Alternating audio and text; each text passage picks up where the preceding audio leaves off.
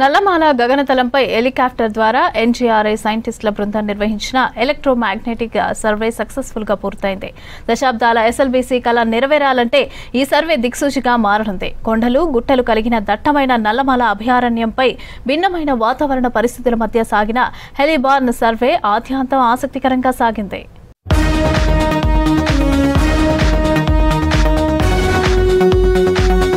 నల్లమల కొండలపై సైంటిస్టులు హెలిబార్న్ సర్వే పూర్తి చేశారు.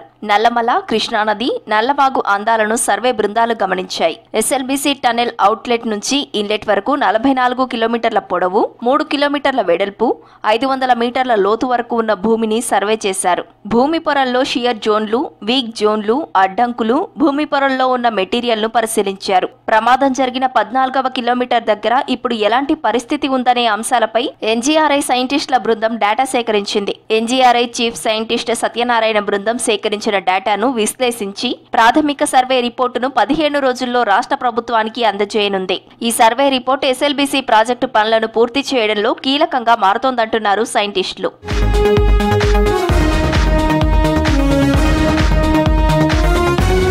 కృష్ణానది జలాలను శ్రీశైలం బ్యాక్ వాటర్ ద్వారా నల్లమల భూగర్భంలో నుంచి నల్గొండ జిల్లాలోని ఫ్లోరైడ్ ప్రాంతాలకు నీరు అందించడం ఎస్ఎల్బీసీ ప్రాజెక్టు లక్ష్యం. ఎస్ఎల్బీసీ టన్నెల్ ప్రమాదంలో ఆగిపోయిన పనులను పునఃప్రారంభించేందుకు రాష్ట్ర ప్రభుత్వం కృషి చేస్తోంది. గడువులోగా టన్నెల్ నిర్మాణాన్ని పూర్తి చేసి ఎస్ఎల్బీసీ లక్ష్యాన్ని నెరవేర్చాలని ప్రయత్నాలు చేస్తోంది రేవంత్ సర్కార్. ఇందులో భాగంగా నల్లమల భూగర్భంలో నుంచి వెళ్లే టన్నెల్ నిర్మాణాలు సాఫీగా సాగాలంటే భూమి పొరల్లో ఉన్న అడ్డంకులను గుర్తించాలి. అందుకే హెలికాప్టర్ ద్వారా ఎన్జీఆర్ఐ సైంటిస్టుల సహకారంతో ఎలక్ట్రోమాగ్నెటిక్ సర్వేను నల్లమల గగనతలంపై నిర్వహించింది. నవంబర్ 3వ తేదీ నుంచి 12 వరకు సుమారు వారం రోజులు జరిగిన ఈ సర్వేను పగడ్బందీగా సైంటిస్టులు పూర్తి చేశారు.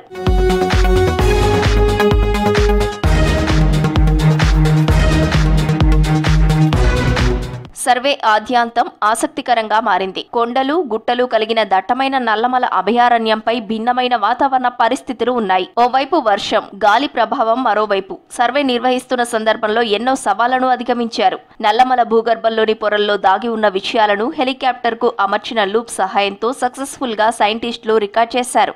500 కేజీల బరువైన 26 మీటర్ల వృత్తాకారంలో ఉన్న లూప్ ను రోప్ సాయంతో దట్టమైన నల్లమల అడవుల గుండా హెలికాప్టర్ ద్వారా సర్వే చేశారు.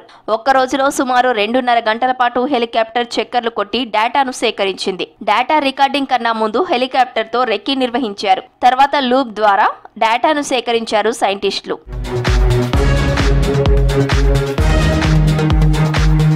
ఈ సర్వేలో ఎస్ఎల్బీసీ టన్నెల్ పూర్తి చేసేందుకు కావలసిన సమాచారంపైనే ఎక్కువ దృష్టి పెట్టాయి సర్వే బృందాలు. ఎస్ఎల్బీసీ ప్రాజెక్టు పనులు త్వరలోనే పునఃప్రారంభించి పూర్తి చేయనుంది రాష్ట్ర ప్రభుత్వం. దీంతో నల్గొండ జిల్లాలోని ఫ్లోరైడ్ ప్రభావిత ప్రజలు దశాబ్దాలుగా ఎదురుచూస్తున్న కళ నెరవేరబోతుందంటున్నారు అధికారులు.